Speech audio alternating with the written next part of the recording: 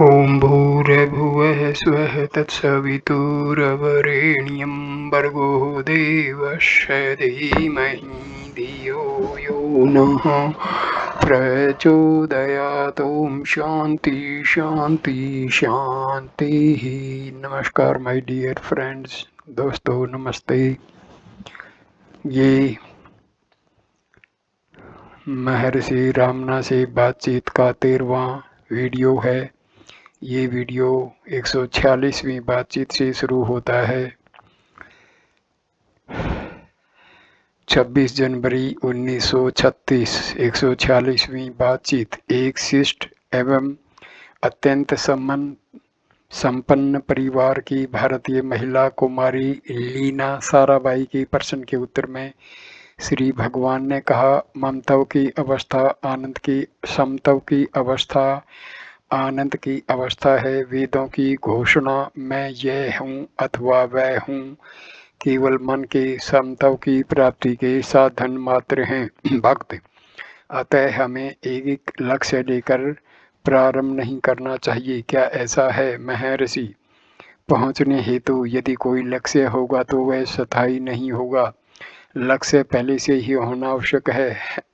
हम अहंकार सहित लक्ष्य प्राप्त करना चाहते हैं, किंतु लक्ष्य तो अहंकार से भी पहले विद्यमान है। लक्ष्य में जो कुछ भी है वह हमारे जन्म अथवा हमारे अहंकार के जन्म से भी पहले से है। क्योंकि हमारा अस्तित्व है, अतः अहंकार का भी अस्तित्व होता प्रतीत होता है।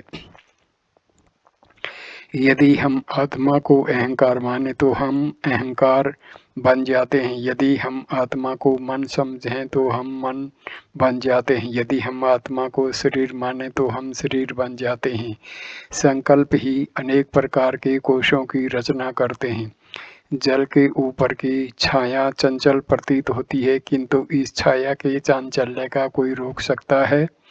यदि इसकी हलचल बंद हो जाए तो तुम्हें जल नहीं दिखाई देगा, अपितु केवल प्रकाश। इस प्रकार अहंकार तथा उसकी क्रियाशीलता पर ध्यान न देकर उसके पीछे जो प्रकाश है उसी को देखो। मैं का संकल्प अहंकार है, सत्य में आत्मा है। भक्त, साक्षात्कार के लिए यह पहली सीढ़ी है। महर्षि, साक्षात्कार पहले से ही है। संकल्प रहित अवस्था ही वास्तविक अवस्था है। साक्षात्कार जैसा कोई कार्य नहीं है। क्या कोई ऐसा व्यक्ति है जिसे आत्मा की अनुभूति न हो? क्या कोई अपने स्वयं के अस्तित्व को अस्वीकार करता है? साक्षात करने का अर्थ होगा कि दो आत्माएं हैं, एक साक्षात करने वाली तथा दूसरी साक्षात की जाने वाली। जो पहले से साक्षात नहीं है उसका साक्षात किया जाता है। एक बार अपने स्वयं का अस्तित्व स्वीकार कर लेने के पश्चात यह किस प्रकार संभव है कि हम अपनी आत्मा को न जाने? भक्त, संकल्पों के कारण मन। महर्षि, ऐसा ही है। यह मन ही बीच में खड़ा होता है और हमारे आनंद पर पर्दा डालता है। अपने अस्तित्व का हमें कैसे भान होता है? यदि तुम कहो कि अपने चारों ओर जगत के कारण, तो तुमको यह कैसे मालूम हुआ कि तुम गहन निद्रा में भी थे? भक्त, मन से कैसे मुक्त हो? महर्षि, क्या मन स्वयं को मारना चाहता है? मन स्वयं को नहीं मार सकता, इसलिए तुम्हारा कर्तव्य है कि मन का वास्तविक स्वरूप जानो। तब तुम्हें ज्ञात होगा कि मन है ही नहीं। आत्मा की प्राप्ति होने के बाद मन कहीं नहीं रहता। आत्मा में दृढ़ रहने पर किसी को मन की चिंता की आवश्यकता नहीं। भक्त, भय से कैसे मुक्त हूँ? महर्षि, भय क्या है? यह एक संकल्प मात्र है। यदि आत्मा के अतिरिक्त कोई वस्तु हो तो भय का कारण है। अन्य कोई भी बाह्य वस्तु को कौन देखता है? पहले अहंकार उदय होता है और दृश्य पदार्थों को बाह्य रूप में देखता है। यदि अहंकार उदय न हो तो केवल आत्मा ही रहती है तथा वह अन्य कुछ भी नहीं है, बाह्य कुछ भी नहीं है। अपने से अन्य पदार्थ कुछ देखने के लिए दृष्टा का अंदर होना आवश्यक है। उसे प्राप्त कर कोई संशय उदय नहीं होगा, कोई भय नहीं रहता। भय ही नहीं, अहंकार के चारों ओर जितने भी संकल्प हैं वे भी इसके साथ विलीन हो जाते हैं। भक्त, सामान्य पद्धति से जिसमें साधन चातुष्टय की अपेक्षा रहती है, मुक्ति प्राप्त करने के लिए यह पद्धति सीधी प्रतीत होती है। महर्षि हाँ, समस्त दुर्गुण अहंकार के चारों ओर रहते हैं। अहंकार के नष्ट होने से साक्षात्कार स्वतः ही हो जाता है। आत्मा में न सद्गुण है न दुर्गुण। आत्मा सर्व गुणों से मुक्त है, केवल मन की उपाधि है। आत्मा गुणातीत है। जहाँ एकता है वहाँ द्वैत भी होगा। एक के अंक से अन्य संख्याएं उत्पन्न होती हैं। सत्य न एक है न दो, वह यथावत है। संकल्प शून्य सतगित स्थिति को ऐसे ही रहने दो, इसमें अपना कोई संबंध मत मानो। जिस प्रकार जब तुम चलते हो उसमें पग स्वतः ही अनायास उठते रहते हैं, इसी प्रकार तुम्हारे कार्यों में भी। किंतु संकल्प शून्य अवस्था तुम्हारी क्रियाओं से प्रभावित नहीं होती। भक्त कार्यों में सद असद विवेक क्या है? महर्षि, सद असद विवेक स्वतः ही होगा। अंतः प्रज्ञ भक्त अर्थात अंत प्रज्ञा ही मुख्य है। अंत प्रज्ञा का विकास भी होता है। महर्षि, जिन्होंने महान सत्यों का आविष्कार किया है उन्होंने वह आत्मा की शांति गहराइयों में किया है। अहंकार भूमि पर पड़ती व्यक्ति की छाया की तरह है। यदि कोई इसे गाड़ने का प्रयास करे तो मुड़ता होगी। आत्मा केवल एक है। यदि सीमित है तो यह अहंकार है, यदि निस्सीम है तो यह अनंत है एवं सत्य है। बुद्ध बदे एक दूसरे से भिन्न हैं तथा अनेक हैं, किंतु समंदर केवल एक है। इसी प्रकार अहंकार अनेक हैं जबकि आत्मा एक है और केवल एक है। जब तुम्हें बताया जा चुका है कि तुम अहंकार नहीं हो, तुम्हें सत्य की अनुभूति करनी चाहिए। अब भी तुम स्वयं को अहंकार से संबंध क्यों मानते हो? यह कथन उसके सदृश है जिसमें औषधि खाते में बंदर का संकल्प करने से मना किया था। यह असंभव है। सामान्य जनता की यही कठिनाई है। सत्य की चर्चा करने पर भी तुम शिवोहम अथवा अहम ब्रह्मास्मि का ध्यान क्यों करते रहते हो? इसके महत्व की खोज करके इसे समझना आवश्यक है। शब्दों का जाप अथवा उसका मन में सोचना मात्र ही पर्याप्त नहीं है। केवल आत्मा का त्याग ही सत्यता है। अहंकार को जानकर उसको नष्ट कर दो, क्योंकि अहंकार कोई वास्तविक वस्तु नहीं है। अतः यह स्वतः ही नष्ट हो जाएगा एवं सत्यता अपने आप प्रकाशित होगी। यह प्रत्यक्ष पद्धति है, जबकि अन्य पद्धतियों में अहंकार बना ही रहता है। उन पद्धतियों में अनेक संशय उदय होते हैं एवं शाश्वत प्रश्न अंततः हल करने के लिए बना रहता है, किंतु इस पद्धति में अंतिम प्रश्न एक ही है तथा आरंभ से ही यह सामने आ जाता है। इस प्रकार से की जाने वाली खोज में किसी साधना की आवश्यकता नहीं है। इससे बढ़कर और कोई रहस्य नहीं है कि स्वयं सत्यता होते हुए भी हम सत्यता प्राप्त करना चाहते हैं। हम सोचते हैं कि किसी वस्तु ने हमारी सत्यता को ढक लिया है और सत्यता को प्राप्त करने के लिए पहले इसको नष्ट करना आवश्यक है। यह आशा शब्द है। एक दिन आएगा जब तुम भूतकाल में किए गए अपने प्रयासों पर स्वयं हंसोगे। जिस दिन तुम इस प्रकार हंसोगे वह आज भी और यही है। भक्त, इस प्रकार यह कल्पना रूपी मनोविनोद है। महर्षि हाँ, योग वासिष्ठ में कहा है, जो सत्य है हमारी दृष्टि से ओझल है, परंतु जो असत्य है वह सत्य जैसा प्रकट होता है। वास्तव में हम केवल सत्य का ही अनुभव कर रहे हैं, किंतु हम इसे जानते नहीं हैं। क्या यह आश्चर्यों का आश्चर्य नहीं है? मैं कौन हूँ कि शोध वह कुल्हाड़ी है जिसे अहंकार काट दिया जाएगा। बात 147वीं बातचीत। एक कन्नड़ सन्यासी के प्रश्न के उत्तर में श्री भगवान ने कहा, मन की अनेक भूमिकाएं हैं। साक्षात्कार पूर्ण तब का होता है, मन द्वारा उसका बोध प्राप्त नहीं किया जा सकता। सर्व ज्ञान तव अर्थात सर्वम होना है। सब कुछ का केवल मन से संबंध है। ज्ञात तथा अज्ञात दोनों मिलकर सर्वम होते हैं। मन की सीमा को पार कर तुम आत्म भाव से रहते हो।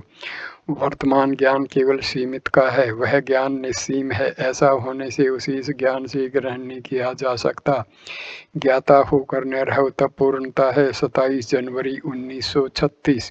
148वीं बातचीत। एक गुजराती सज्जन ने कहा कि वे नाद पर एकाग्र होने का अभ्यास कर रहे हैं एवं जानना चाहते थे क्या यह पद्धति ठीक है। महर्षि, निर्धारित पद्धतियों में नाद पर ध्यान भी एक पद्धति है। इसके समर्थक इस पद्धति को एकदम विशेष उत्तम मानते हैं। उनके अनुसार यह पद्धति सबसे अधिक सुलभ तथा अत्यधिक सीधी है।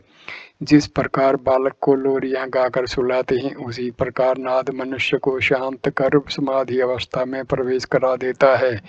फिर जिस प्रकार एक राजा लंबी यात्रा से लौटते अपने राजकुमार के स्वागतार्थ राज्य के संगीताचार्यों को आगमनी करने हेतु भेजता है, उसी प्रकार नाद भक्त को परमात्मा के प्रसाद में आनंद पूर्वक ले जाता है। नाद से एकाग्रता सहज में हो जाती है। नाद की अनुभूति कर लेने पर स्वयं इसे ही लक्ष्य नहीं बना लेना चाहिए। नाद लक्ष्य नहीं है, दृष्टा को दृढ़ता से पकड़ना होगा, अन्यथा उसका परिणाम होगा शून्य। यद्यपि दृष्टा शून्य में भी है, किंतु उसे विभिन्न प्रकार के नाद के समाप्त हो जाने का भान नहीं रहेगा। उस शून्य में भी जागरूक रहने के लिए व्यक्ति को अपनी स्वयं की आत्मा को स्मरण रखना आवश्यक है। नाद उपासक उत्तम है। यह उत्तम होगा यदि इसे खोज विचार से संबद्ध कर दिया जाए। इस प्रणाली से नाद चिन्मय तथा तन्मय ज्ञान का तथा आत्मा का हो जाता है। नाद एकाग्रता में सहायता करता है। 28 जनवरी 1936। 149वीं बातचीत। एक साधु के प्रश्न करने पर कि क्या देह आदि की विस्मृति हो ही भक्ति है, श्री भगवान ने कहा, तुम देह की चिंता क्यों करते हो? भक्ति का अभ्यास करो तथा देह का क्या होता है इसका चिंतन त्यागो। 150वीं बातचीत। बड़ी उम्र के एक अमेरिकी दंपति श्रीमती एवं श्री कैली तथा उनके साथ आई। अन्य व्यक्ति जानना चाहते थे कि बैठने की असुविधा तथा मच्छरों के काटने की स्थिति में वे किस प्रकार एकाग्रता प्राप्त करें। महर्षि, यदि एकाग्रता ठीक हो तो असुविधाएं तुम्हें परेशान नहीं करेंगी। असुविधाओं पर ध्यान मत दो, ध्यान में मन को स्थिर रखो। यदि तुम मच्छरों के काटने पर उसे सहन करने का धैर्य तथा शक्ति नहीं है तो तुम आत्म साक्षात की आशा कैसे कर सकते हो? जीवन में सारे कष्टों को सहते हुए ही साक्षात्कार होना चाहिए। यदि तुम अपने आप को आरामदेह करके शैया पर जाओगे तो तुम्हें निद्रा आ जाएगी। कष्ट सहकर भी ध्यान में स्थिर रहो। 31 जनवरी 1936। 151वीं बातचीत। अमेरिकी महाशय कुछ ऊंचा सुनते हैं। युवा अवस्था से ही आत्मनिर्भर रहने से श्रवण शक्ति में होता हुआ ह्रास स्वभावतया उन्हें चिंतित कर रहा था। महर्षि, तुम आत्मनिर्भर नहीं थे, तुम अहंकार निर्भर थे। यह अच्छा होगा कि तुम अहंकार निर्भरता को नष्ट कर दो और वास्तव में आत्मनिर्भर हो जाओ। श्री भगवान ने पुण्य कहा, चिंता का कोई कारण नहीं है। इंद्रिय निग्रह आत्म साक्षात्कार की प्रारंभिक आवश्यकता है।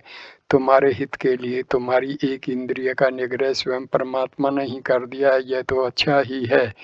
प्रश्नकर्ता ने कहा कि उसे विनोद तो अच्छा लगा, किंतु फिर भी उसके आत्मसम्मान को ठेस पहुंचती है। महर्षि, आत्मा केवल एक है। जब तुम अपनी भूलों के लिए अपने आप को दोषी ठहराते हो तब भी क्या तुम्हें ठेस पहुंचती है? यदि तुम आत्म भाव में दृढ़ हो जाओ तो तुम्हें दोषी ठहराने वाला दूसरा नहीं है। जब तुम जगत को देखते हो तो आत्मा की धारणा नहीं रहती है। इसकी विपरीत आत्मा पर दृढ़ रहो तो जगत की प्रतीति नहीं होगी। 1 फरवरी 1936। 152वीं बातचीत। श्रीमती कैली जानना चाहती थी कि वे ध्यान करना उत्तम ढंग से कैसे सीख सकती हैं। महर्षि ने पूछा कि क्या उन्होंने रोमन कैथोलिक की भांति माला फेर कर जाप किया है? उत्तर था, नहीं। महर्षि, क्या तुमने ईश्वर तथा उसके गुणों पर विचार किया है? भक्त, मैंने इन विषयों पर पढ़ा है तथा चर्चा की है। महर्षि, अच्छा, यदि इंद्रियों के स्पष्टतया व्यक्त किए बिना इसका मन में ध्यान पूर्वक विचार चलता रहे, यही ध्यान है। भक्त, मेरा तात्पर्य गुप्त मार्ग तथा मैं कौन हूँ में वर्णित ध्यान से है। महर्षि, इसकी तीव्रता से इच्छा करो जिससे कि मन भक्ति में द्रवीभूत हो जाए। कपूर के जलने के बाद कुछ भी अवशेष नहीं रहता है। मन कपूर है। जब यह सब कुछ भी शेष पीछे छोड़े बिना आत्मा में परिवर्तित हो जाता है, यही आत्मा का साक्षात्कार है। 4 फरवरी 1936 153वीं बातचीत। पेशावर के कुछ लोग आए जिनमें एक जुडिशियल कमिश्नर थे तथा एक विद्वान उत्साही युवक था जो जीवात्मा से पृथक परमात्मा में दृढ़ आस्थावान था। उसने कुछ प्रश्न उठाए। श्री भगवान ने उसके अनेक संशयों का एक ही वक्तव्य से समाधान किया। आत्मा को जीव तथा परम की उपाधियों से रहित कर दो और कहो, क्या तुम्हें फिर भी कोई अंतर्दृष्टि गोचर होता है? यदि इसके उपरांत भी संशय बने रहे तो स्वयं इससे प्रश्न करो। संशय करता कौन है? विचार करता कौन है? उसे खोज लो, यह संशय नष्ट हो जाएगा। 5 फरवरी 1935 154वीं बातचीत। अगले दिन युवक ने प्राणायाम पर प्रश्न किया। महर्षि, ज्ञान के अनुसार प्राणायाम इस प्रकार है। ना अहम, मैं यह नहीं हूँ, ये रेचक है, श्वास बाहर निकालना। को हम, मैं कौन हूँ, ये पूरक है, श्वास अंदर लेना। सो हम, मैं वही हूँ, कुंभक है, श्वास रोकना।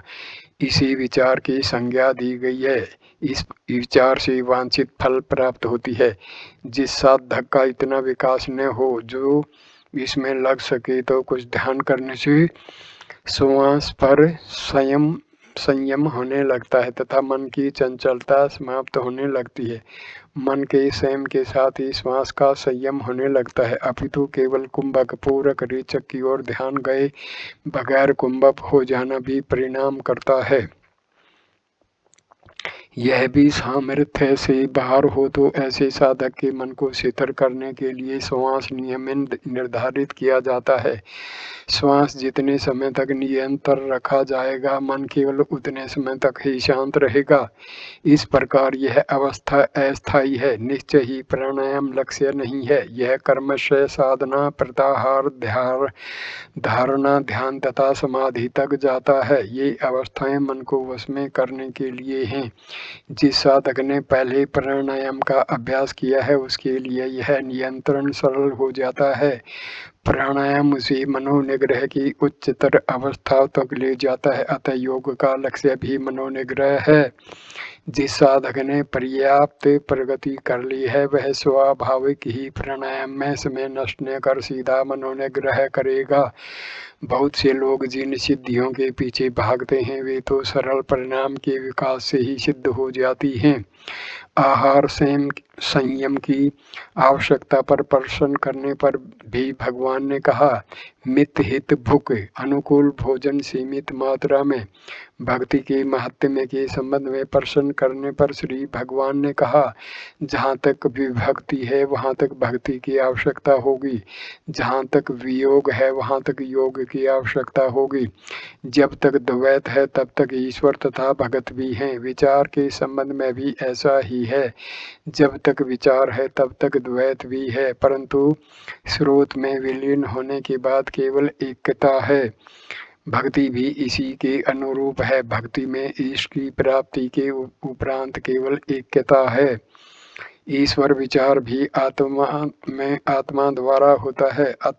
अतः ईश्वर तथा आत्मा एक ही हैं। यदि साधक को भक्ति का निर्देश मिले तथा वह सीधा भक्ति करने लगे तब ठीक है, किंतु ऐसे भी व्यक्ति हैं जो फिर विचार करने लगेंगे। दो हैं, एक मैं तथा एक ईश्वर। दूरस्थ ईश्वर को जानने से पूर्व मुझे